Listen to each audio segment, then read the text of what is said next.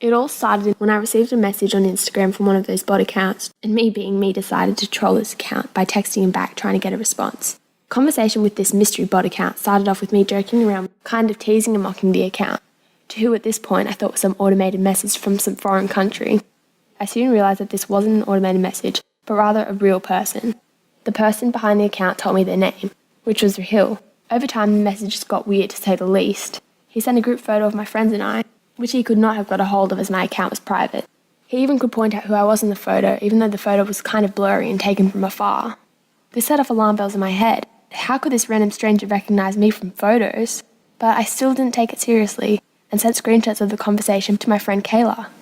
Kayla instantly messaged Rahil, egging him on and sending him troll texts.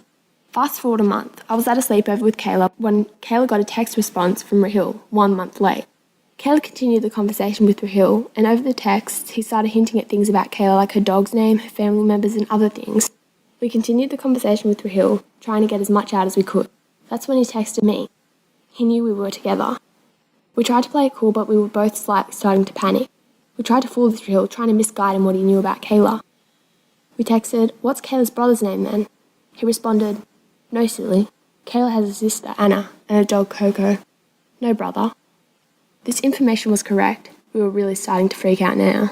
Rahil could tell that we were getting worried and asked us, "Do you want to see what I look like?" We responded yes, and through came a photo of an unknown man whom we had never seen in our lives. We joked that he really didn't know anything about us, and that's when he texted an extensive paragraph about me.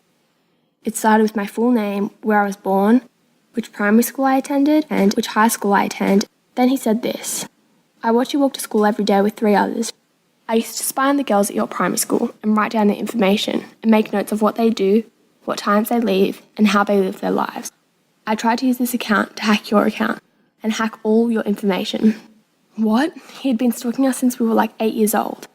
Kayla was freaking out and crying, but I tried to stay as calm as possible. The sound of the notification shocked us. There was a text from Rahil, "I'm so close, yet so far."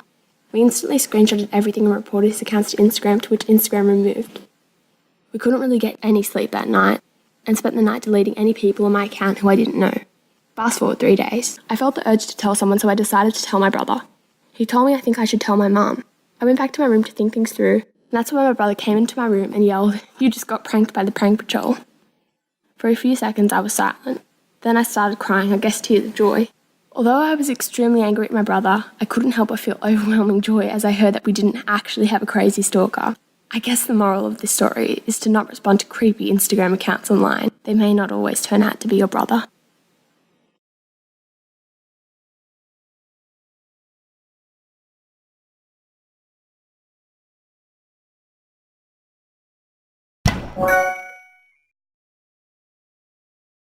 So I was in my bed and I hear this loud siren. I'm like, what is this siren going off for? I'm at home by myself.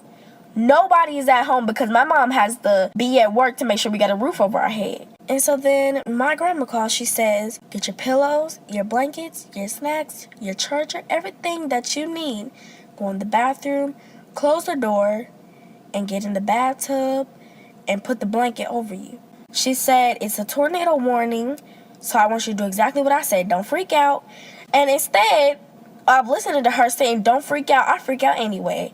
I'm over here crying. It looks like I have waterfalls coming out of my eyeballs. And then I go in the bathroom. She hear me close the door and everything, hear me get situated in the bathtub and stuff like that. So then she said, "You gonna be good?" I'm just still crying because I'm not good, because I feel like I'm about to die. So I hang up the phone. 5 minutes later, here come my mama calling. And so she said, "Hey, baby, I heard there was a tornado warning. I just wanted to make sure you're okay." So then I sit here and I say over the phone, I'm not okay, because I think that I'm about to die. And I did not want today to be the day that I die. I wanted to be dying because I'm getting old. And so then she said, "You're going to be good. Just do what Mimi said, and you're going to be safe." In my mind, what is a bathroom finna do? That bathroom might get sucked up too. I might even get eaten by the tornado. So then she said I would hang up so I could get back to work, and you could call me however much you want to because I will answer every time. So then I'm like, okay. I hang up the phone. When I tell you I done let loose and started crying so much, I'm pretty sure the neighbors done heard me. So then my Mimi called again. She said, hey, what you doing? I said, I'm in the bathtub. I'm still, like, silently crying so I could, like, show her that I'm trying to be brave, which I'm not, because I'm still feeling like I'm about to die. She said, I want you to get up out of that bathtub and go check on the news and see where the tornado moving. Now, if I'm already scared, what make you think I want to sit here and get up out the bathtub, out of the bathroom, to go to my room with windows and look to see where the tornado moving? And so it's moving closer there. They said it's rotating and it's moving. So I told her what's going on. She said, okay. So when it clear up, I'm going to head your way and I'm going to pick you up.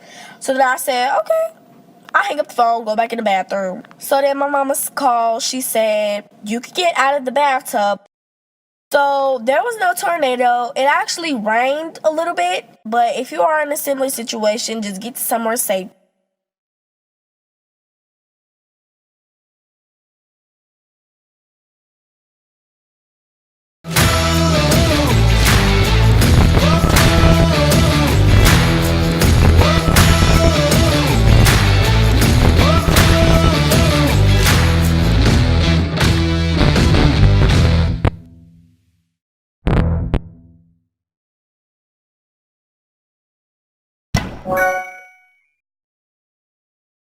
As a kid, my mum would drink all the time, and drinking always made her very angry. We lived in a pretty small town when I was little. It was more like a village, so everyone in the little village knew about her problem. I remember one time there was a power outage in the town. My dad was out of the country and he was doing some work out of seas. And so me, my older sister, and my mum decided to sleep on a mattress in the living room all together. And so we set up like candles and got on the mat and we were gonna head to bed because there was nothing else to do. And then I hear the doorbell ring. So I'm like, oh, who's that? And so I go downstairs to answer the door and I see there's 2 police officers there. And they ask, is your mother home? And I say, yeah. They talk to my mother and they say that me and my sister should go into another room. And then a little after that, you just hear my mom screaming at them. It went on for a while, just screaming, I don't need a counselor, I don't need counseling, all this kind of stuff. And me and my sister, we were hiding in my sister's bedroom in the corner, and I was shaking, and she was holding on to me. I just shaking like a leaf. It was the first time I really recognized what drinking did to her. The police left, and we just kind of went back to bed and didn't talk about it ever. Shortly after that, we came to America, and another instance that goes out of my mind happened here. One night, my mom just disappeared. We had no idea where she went, and my dad drove around the whole town, the whole city, looking for her. I called all of my mom's friends, and I was shaking like a leaf. That was the second time in my entire life that I ever prayed. Because I don't believe in God, but that was the second time I prayed, thinking, oh my God, please let my mom be all right. I don't care, just someone there, please let her be all right. And we found her later that evening, passed out in the closet in the back of the house. She was passed out on the floor.